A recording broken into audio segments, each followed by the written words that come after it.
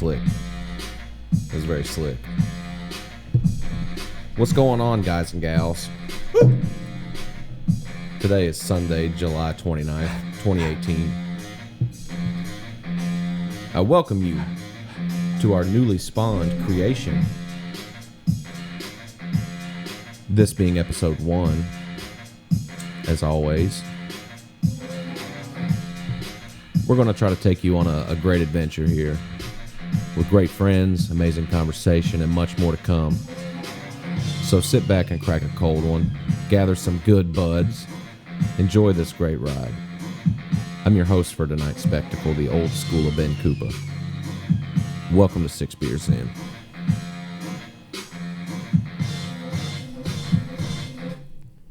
All right, let me give you a little background real quick. Was just enjoying having good conversation with my friends after work, on the weekends, blowing off steam. I find myself in tears laughing sometimes, and also in awe with the topics we were discussing and sort of solving in our own time about everything, about music, everyday life, current events, yes, even a conspiracy theory or two. So the idea hit me, boom, like a hijacked 747. I was like, let's broadcast this to other people and give them the option to listen to a good podcast with real people who have good ideas. They're less expensive to book than celebrities, if you know what I mean. And, we got a great show for you tonight. And I think if you stay tuned, we'll have a great show for you every week. And we can strive to bring you the best shit and the best content. And always be for you guys and for ourselves. But either way, let's get to tonight's festivities. We got some real deal motherfuckers in the studio. They got a lot to offer to the local music scene. We got Alan Germain. Hello there, mate. Yes. And we also have Richard Wright. Hello. Yes, they're both British. But they have a newly formed Altogether Music Productions, and I can't wait to talk to those guys and learn more about them. And we're going to be talking about some cool shit. We might be talking about is the government hiding some information from us about UFOs, JFK, or even 9/11? We might be discussing that in the next hour. This is the real topic. Also, every week we're going to try to bring you dumb news stories, because if hydrogen is the most common element in this earth, stupidity has to be a close number 2. We'll also bring you some events around the area. Without further interruptions, listen to me, I'm excited. I'm going too quick. I'm so excited for this. You guys are making me nervous. This is great. So how you guys doing, first of all? Doing good, man. I feel like I've been talking. I like to hear from you guys. I'm doing pretty great. That's good. I'm glad you can make it out. I would like to start this off with a little bit of a spotlight, if you don't mind, Richard. Maybe talk to you about some of your some upcoming things, because it might excite our audience. Yeah. But yeah, Richard Wright. Or what are you going as now?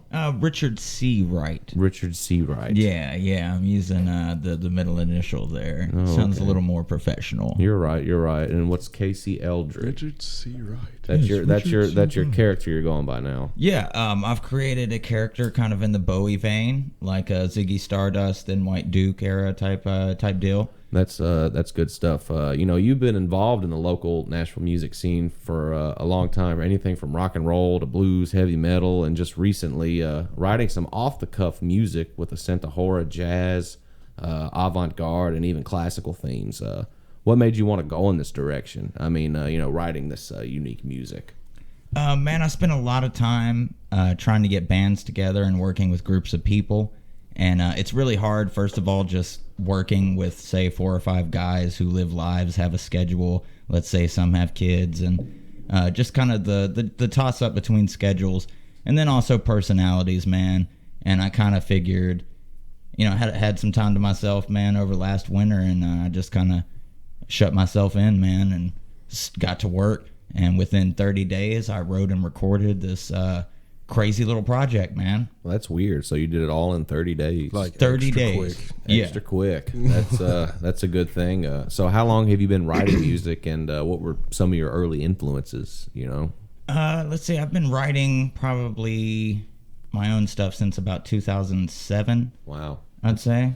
it's a long time ago. Yeah, and as far as influences, man, really a little bit of everything. Of course, when I was younger, it was kind of the mainstream old rockers, kind of like the Pink Floyds, the Doors, Jimi Hendrix. I kind of grew up really in the '60s with For music. sure, as a lot of us probably When do. we were younger, he would get like 100 pluses on writing assignments, like more than 100. Really? Yeah, writing was always kind of my forte. Yeah, Well, yeah. I mean, there he you had go. that shit down packed. Yeah, before music, I actually wanted to be an author. That's well, I mean, that's a good thing, and it's also inspiring that you're doing this on your own, and Well, thank you. yeah, man, I think a lot of people can dig that, and so yeah, you got a new release coming out soon, Better Off Dead, and you got a single out from that called Autumn Leaves. Yeah. So that's off that album. I figured you'd like to talk about that for a little bit.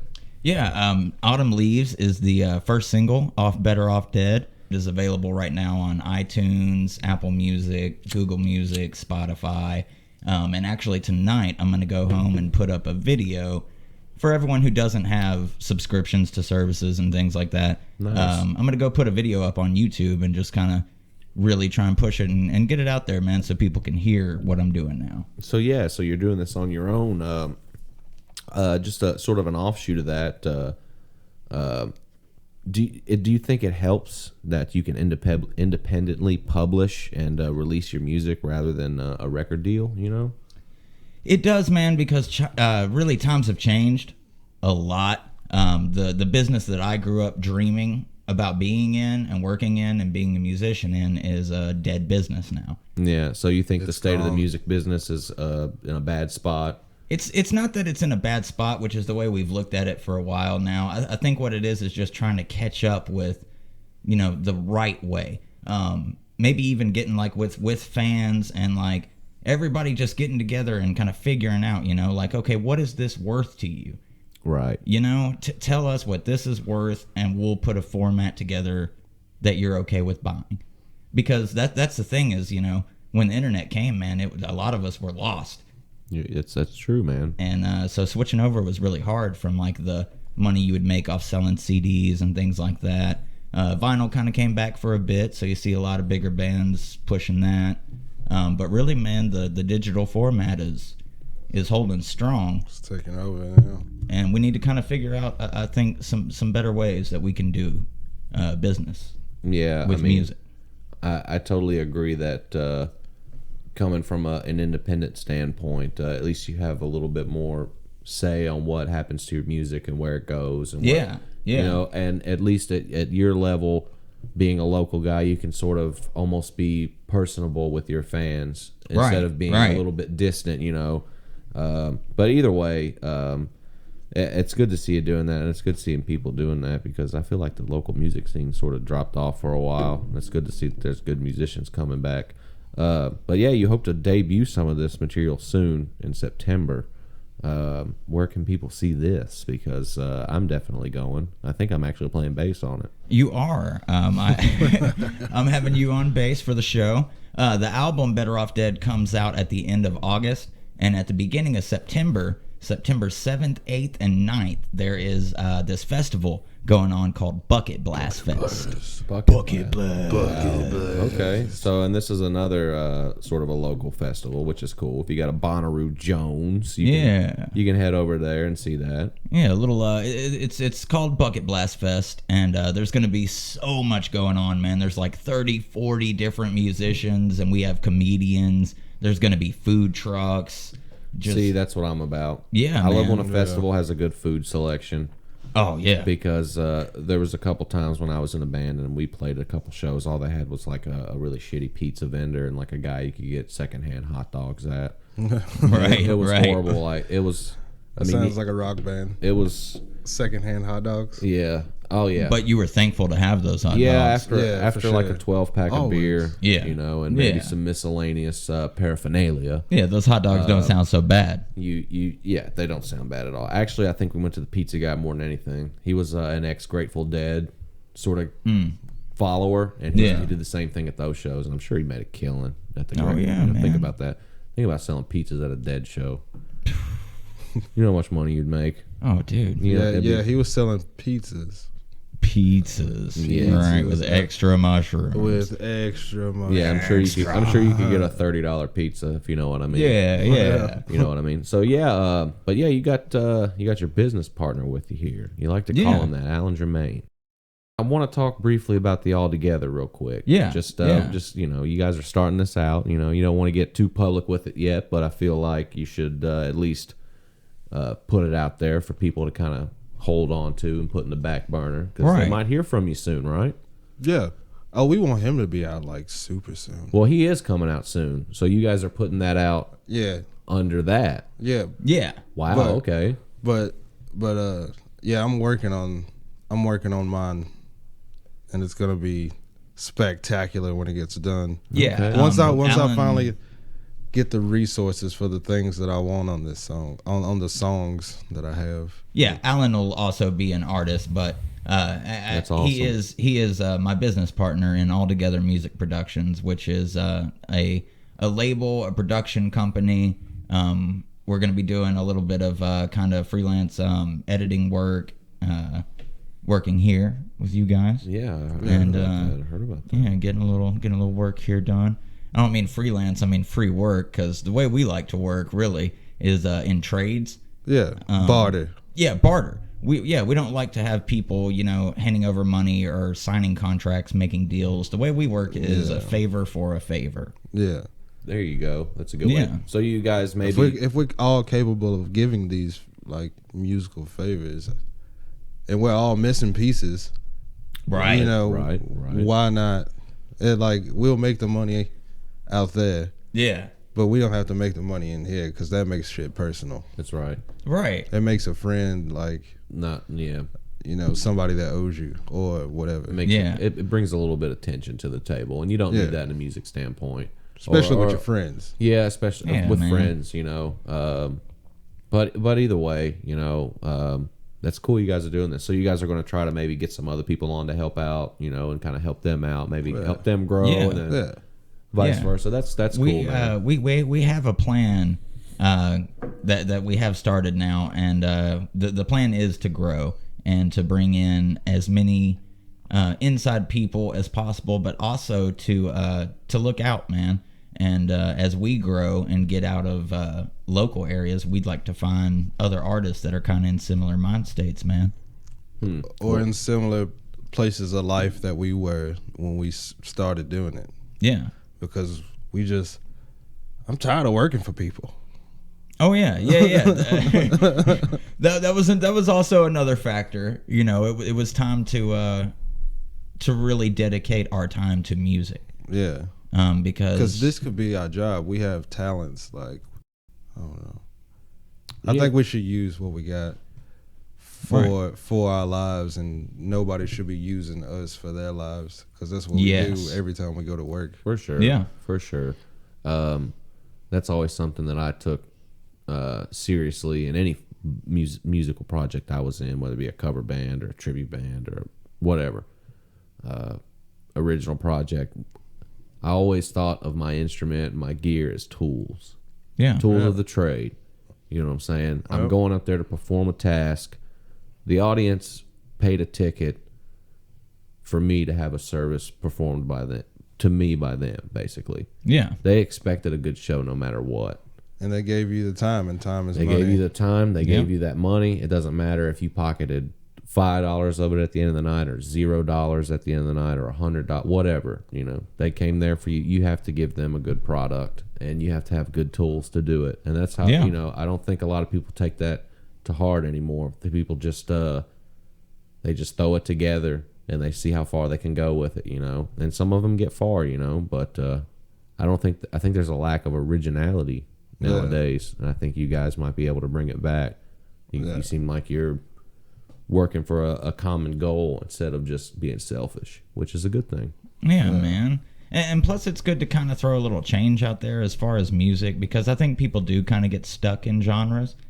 And I think it's kind of good to have fun, get out there. Like with my project, man. I threw a little bit of like horror influence in there, so it's like it doesn't always have to turn you on and get you happy. You know what I'm saying? Sometimes you can scare people. For sure. Yeah, I mean, you just have to be different nowadays to get somewhere, in my opinion. We just want you to be you, man. That's a good thing. Just to be yourself. I think a lot of people overlook themselves. A lot of these big people ain't letting people be themselves anymore. Like, you can't. If you want to be signed with us, then no. Right, you're not gonna this. Yeah, you're not gonna be doing what you're doing now. You have to wear this. We're gonna go out and shoot this. Oh man, we loved your show. We want you to do another show, but you got none of those songs. A couple things need to change, like your whole set list, your stage show, and your wardrobe, your clothes, the band, everything. You need some makeup on. Loved. Put some eyeliner on. That's an era that I'm glad to forget. The '80s glam metal. Man, it's kind of coming back now. I see a lot of artists now just wearing this odd makeup, and it's like, wow. I feel like it's different now, though. Yeah, it's not like '80s style. Them glam band dudes was banging all the girls. They were all of them, and these dudes now looking banging and dressing all the dudes. But these guys were dressing like these chicks' sisters and banging them. You know what I'm saying? All of them. All of them. And you had dudes that couldn't pull it off, trying to pull it off just because they knew how badass these dudes were. That's why all those lead singers wore bandanas, so they could constantly wipe the juice that was dripping off their mouths. X-rated. Wow. That's... a little far. Can we say that? I don't know. This is a show that I want anybody to talk about anything and say anything that they want to. So I don't give a fuck what anybody says. You know what's really funny to me? When stuff gets bleeped out. You should bleep out what he said. We should. It'll be hilarious. Yeah, you're right. And then now that we're talking about this, everybody's gonna be like, "What did he say?" Not even noticing that we've been saying "fuck" the whole time. Jesus Christ! It's funny that. We were just talking about some sort of weird shit, that goes on with, just being a musician. But I actually got this thing pulled up, and I've read it before, but I want to find this one story on it because it's a total rock star thing about just banging the fuck out of some chicks. Either way, let's see here. I want to say it was Sammy Hagar, but I'm trying to find... Oh, God. They said Screaming Jay Hawkins had sex 21 times a day. A day. And I believe it. I feel like he did, too. I believe it. I'll put a spell on you. Love him, though. That was an original artist. Yeah, he was, yeah. He came out. He was intense. Yes. Right, check this out. Yeah. Sammy Hagar apparently had a fucking 24-hour erection, like all the time. Like during one tour, the band built a tent directly beneath the stage specifically for Sammy Hagar's erection. And during a 20-minute guitar solo that Eddie would do every night, Hagar would disappear into the tent and discover a group of naked fans waiting to swallow his which we assumed was as pinched as his face. At this point, I don't know, but there's a juicy part about this. Yeah. Apparently, he exerted himself so much during his nightly trips that he temporarily lost the ability to climax, and he had so much sex that he ran out of the juice. He emptied the tank. I didn't know that was possible. He emptied the tank? He straight up emptied the tank. Wow.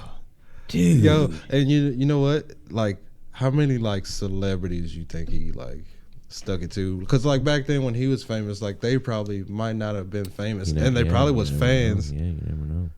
Wow. Think about that for a second. If you were straight up just like a player, and you were getting all the tail you could ever think about, and then one day you're screwing some fucking bitch, and you're like, all right, yeah, and it's like.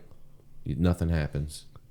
Oh, like you just. If that is that a good thing or a bad thing? That's happened to me before. Where it's just like, because I hurt my nose. What the fuck? You hurt your nose? He hurt his nose. I hurt my nose. He hurt his nose. So my thing wouldn't work because I hurt my nose too much. Right. But yeah. But if that happened every day, that'd be horrible. That would. Wait a minute. Sammy Hagar lost the ability to climax. To orgasm. And another one in this article, apparently Rod Stewart used to put cocaine up his ass to save his nose. Speaking of noses. Apparently did so much coke that it rotted out his nose, and after a while he was just like, fuck it, I'm just going to put it in my bum hole. Well, that's what happened to a lot of those guys, man, that were like rock stars in like the Reagan era when it was like big, you know what I'm saying? Everybody was doing coke socially. 65% of America. Yeah, and especially in like the middle upper class up to upper class, you know, that was like fucking bubblegum, you know? And so that's what happened. You can look at almost every one of those singers from back then and hear it in their voice when they're talking, see it, that they did eat up their noses, dude. Dude, Bob Dylan. Oh, man. Sounds like a zombie. Yeah. Yeah.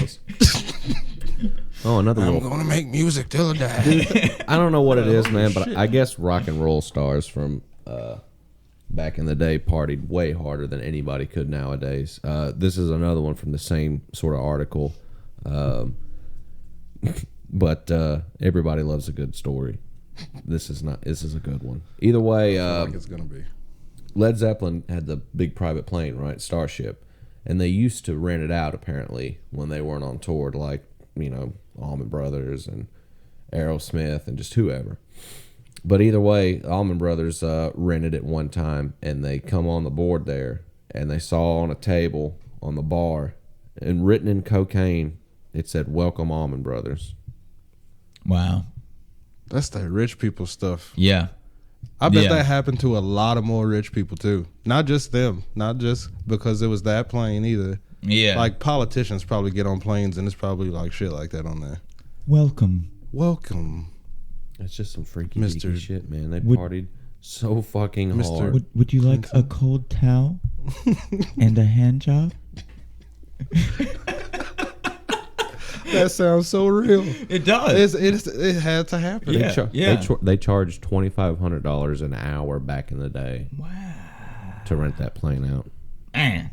$2,500 an hour. That's like from here to Florida. Damn. That's crazy, man. It must got a lot of stuff on it, and you probably can just like walk around. Oh, dude. Get drunk and not have to be on a seatbelt. I don't know, man. Like, I feel like if I had the money, that some of my best experiences could be on planes. Yeah. You know? I mean, if you were a rich guy and you had, let's just say, $100 million in the bank, and you knew you were making more, right? And you were on a private jet to Key West, Florida, to just do like a week of partying. Oh, dude, got no business going on. I'd buy an island. What would that plane ride consist of? Would you OD on the plane ride down there? No, I know how to. No, man. Would you fucking lose your ability to climax on that plane ride? What would you do? You know, that would, you know, if I had that sort of money, dude. First of all, I've never flown, and I think it's freaky. So I'd have to be fucked up on a plane, no matter what. You got to B.A. Baracus me before I even get near a plane. Got to drug me and knock me out. Yeah, it's fucked up. So yeah, not a fan of planes, man. I've never rode on one. I haven't either. I've never rode on one either. You know what we should do? We should all save up our pennies and book a small flight. We'll go to fucking Florida and hang out with my mom for a couple weeks. It's like an hour. That's a big no. Why, dude? If we went to my mom's and had a free place to stay, I'd buy a fucking $100 plane ticket, $200 plane ticket. I've made it this far in my life without getting on a plane. I think I can make it the rest. All right, well, me and Alan. I just now rode my first roller coaster like a couple years ago. Well, last year. I did that too, not too long ago. Scared the shit out of me. I never rode another one. Yeah, I'm not a big fan of it. Not lying. I used to love those though, man. When I was younger. Rides give me a headache. I feel like you lose kind of the love for that as you get older. I've seen and know too much about death now. And I've seen Final Destination 1, 2, and 3. Me and Alyssa were going to Springfield, and there's a fucking hill right before you get into Springfield. It's like a big hill. Either way, we're going down the hill. I'm driving. She's pregnant. Or this was probably a long time ago, actually, not a month. She was pregnant. I do remember. I freaked the fuck out. Dude's tire on a van, probably quarter mile in front of us, comes off, and it's just like humming down the fucking road, dude. And I'm like, shit, dude. I'm slowing down, and this tire just like barely misses her car. This motherfucker, no tire is still going up this hill in a big like fucking Ford Astro van, dude. It's just sparks everywhere, dude. It was some of the freakiest shit ever, dude. There's some crazy motherfuckers on this road, and you have got to be careful. It's like playing a video game, and you're the only good person in the whole fucking world, and everybody's just stupid behind the wheel, and you have to stay out of their way. Yeah. That's like what driving is, you know. Yeah. But either way, enough on driving. I think we're going to take a quick break, and we're going to come right back and maybe talk about some conspiracies and maybe some dumb news. Alan, I think you might have some dumb news for us. Probably. Alan's probably always going to have dumb news when he's on for us, everybody. So just pay attention, and we'll be right back. And enjoy this little break that we have planned for you here. We'll see you right back on 6 Beers In.